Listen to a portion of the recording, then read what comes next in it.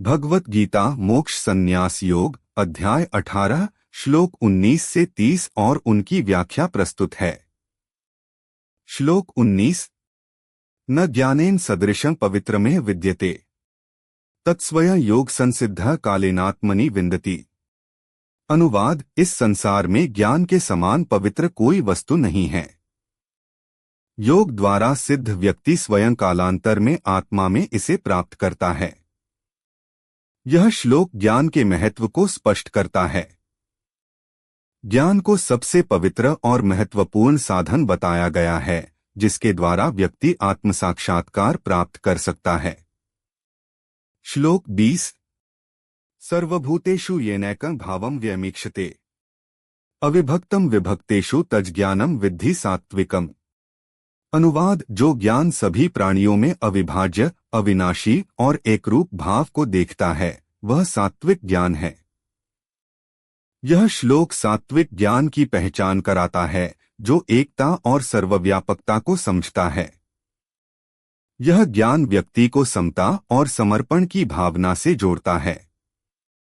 श्लोक 21 पृथक्त्वेन तु यज्ज्ञान नानाभावान् पृथग्विधान् वेत्ति सर्वेषु भूतेषु तज्ज्ञानं विद्धि राजसम्। अनुवाद, जो ज्ञान विभिन्न प्राणियों में विभिन्न रूपों को पृथक रूप से देखता है वह राजसिक ज्ञान है। यह श्लोक राजसिक ज्ञान का वर्णन करता है जो भेदभाव और भिन्नता को अधिक महत्व देता है। यह ज्ञान एकता की भावना से दूर होता है और अलगाव को प्रोत्साहित करता है। श्लोक 22 यत्तु कृत्स्नवदेक्स्मिन् कार्ये सक्तं हेतुकम् अतत्त्वार्थवदल्पं च तत्तां समुदाहृतम्। अनुवाद, जो ज्ञान एक ही कार्य में अविवेक पूर्वक और कारणहीन रूप से जुड़ा रहता है वह तामसिक ज्ञान है।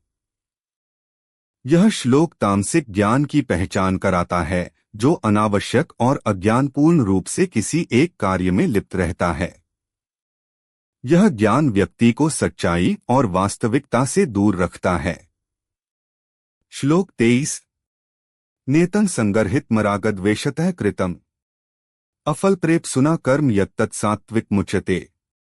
अनुवाद, जो कार्य नियमानुसार, आसक्ति और द्वेष से रहित और फल की इच्छा के बिना किया जाता है वह सात्विक कर्म है। यह श्लोक सात्विक कर्म की व्याख्या करता है जिसमें कर्ता बिना किसी आसक्ति और परिणाम की चिंता के कार्य करता है। यह कर्म निःस्वार्थ और धर्म के अनुरूप होता है। श्लोक 24 यत्तु कामेप्सुना कर्म साहंकारेण वा पुनः क्रियते बहुलायासं तद्राजसमुदाहृतम्। अनुवाद, जो कर्म फल की इच्छा से या अहंकार से प्रेरित होकर किया जाता है और जिसमें अधिक श्रम लगता है वह राजसिक कर्म है। यह श्लोक राजसिक कर्म की व्याख्या करता है जिसमें कर्ता स्वयं की संतुष्टि और लाभ की इच्छा से प्रेरित होकर कार्य करता है। यह कर्म अहंकारपूर्ण और अधिक प्रयासपूर्ण होता है। श्लोक 25 अनुबंधं क्षय हिंसामनपेक्ष्य च पौरुषम् मोहादारभ्यते कर्म यत्तत्तां समुच्यते। अनुवाद, जो कर्म अनपेक्षित परिणाम, हानि, हिंसा और व्यक्ति की क्षमता को न देखते हुए मोह से आरंभ किया जाता है वह तामसिक कर्म है। यह श्लोक तामसिक कर्म की पहचान कराता है जिसमें कर्ता बिना परिणामों और नैतिकता की चिंता किए हुए अज्ञानता और मोह के कारण कार्य करता है। श्लोक 26 मुक्तसंगोऽहंवादी धृत्युत्साहसमन्वितः सिद्ध्यसिद्ध्योर्निर्विकारः कर्ता सात्विक उच्यते। अनुवाद, जो कर्ता आसक्ति रहित, अहंकार रहित, धैर्यवान और उत्साही होता है और सिद्धि या असिद्धि में निर्विकार रहता है वह सात्विक कर्ता कहलाता है। यह श्लोक सात्विक कर्ता की पहचान कराता है जो निःस्वार्थ भाव से कार्य करता है और सफलता या असफलता में समान रहता है। यह व्यक्ति आत्मसंयम और धैर्य से परिपूर्ण होता है। श्लोक 27 रागी कर्मफल प्रेप्सुर्लुब्धो हिंसात्मको शुचिः हर्षशोकान्वितः कर्ता राजसः परिकीर्तितः। अनुवाद, जो कर्ता रागयुक्त कर्मफल की इच्छा रखने वाला, लोभी, हिंसक, अशुद्ध और हर्ष शोक से युक्त होता है, वह राजसिक कर्ता कहलाता है।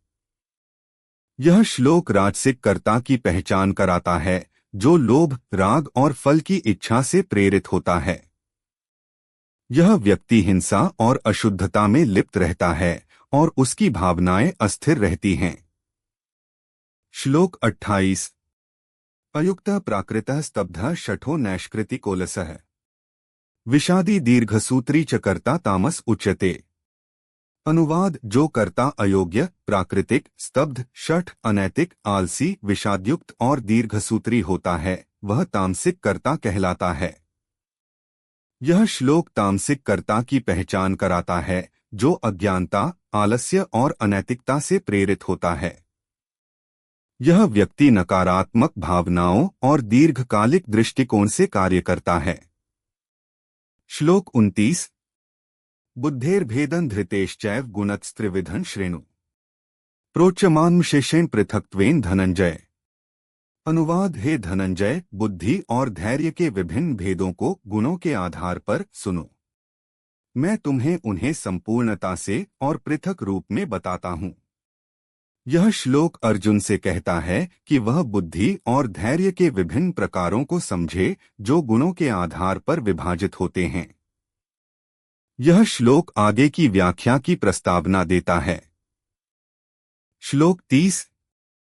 प्रवृत्तिंच निवृत्तिंच कार्याकार्ये भयाभे बंधम मोक्षं च या वेत्ति बुद्धिः सा पार्थ सात्विकी। अनुवाद: हे पार्थ, जो बुद्धि प्रवृत्ति और निवृत्ति, कर्तव्य और अकर्तव्य, भय और अभय, बंधन और मोक्ष को जानती है, वह सात्विक बुद्धि है। यह श्लोक सात्विक बुद्धि की पहचान कराता है, जो सच्चाई, कर्तव्य, भय और निडरता, बंधन और मोक्ष को स्पष्ट रूप से जानती है। यह बुद्धि व्यक्ति को सही दिशा में ले जाती है। सारांश: अध्याय 18 के श्लोक 19 से 30 में ज्ञान, कर्म, कर्ता और बुद्धि की त्रिविधता का वर्णन किया गया है। इन श्लोकों में सात्विक, राजसिक और तामसिक गुणों के आधार पर इन तत्वों की पहचान कराई गई है। सात्विक गुणों से युक्त व्यक्ति समता, निःस्वार्थता और सच्चाई की ओर अग्रसर होता है। राजसिक गुणों से युक्त व्यक्ति भोग, लाभ और अहंकार से प्रेरित होता है। तामसिक गुणों से युक्त व्यक्ति अज्ञानता, आलस्य और अनैतिकता में लिप्त रहता है। इन श्लोकों का अध्ययन व्यक्ति को आत्मनिरीक्षण और सही मार्ग का चयन करने में सहायता प्रदान करता है।